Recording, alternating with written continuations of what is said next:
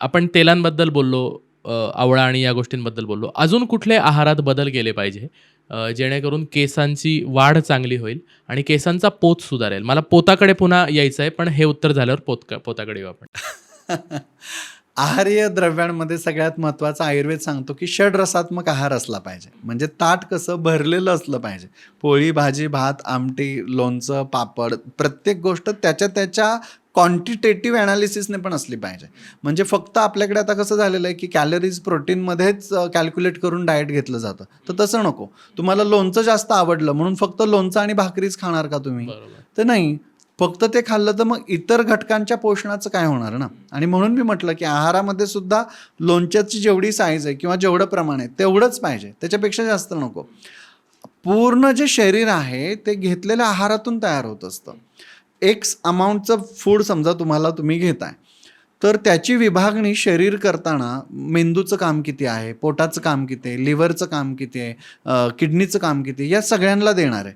तुम्ही असं इमॅजिन करा की इथे जर राष्ट्रपती आले पुण्यामध्ये आणि तुमच्याकडे एक 2000च पोलिसांची फोर्स आहे, तर तुम्ही जास्तीत जास्त फोर्स कोणत्या रूटवरती लावाल? जिथनं राष्ट्रपती जाणार आहेत. बरोबर.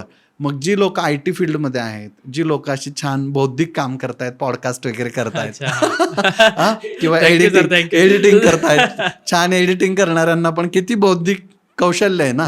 मग जिथे बौद्धिक कौशल्य वापरायचं आहे तिथं तुम्ही एक्स अमाऊंटचं फूड दिल्यानंतर बॉडी विचार करताना सगळ्यात जास्त न्यूट्रिशन कोणाकडे पाठवणार? तिकडेच, मेंदूकडे. मग कोणाचं काढून घेणार?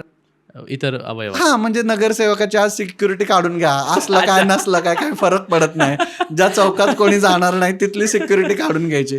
तसं केस मग असले काय आणि नसले काय, जेव्हा न्यूट्रिशनची हायरकी लावण्याची वेळ येते तेव्हा पहिलं न्यूट्रिशन हॅम्पर केसांचं होतं. जम्मू काश्मीर आहे ना तुमचं ते, बॉर्डरवरती आहे ना सर. पहिला हल्ला तिथेच होतो आणि त्यामुळे पहिले केस तिथून गळायला लागतात. आणि म्हणून न्यूट्रिशन ताट हे भरलेलं असलं पाहिजे.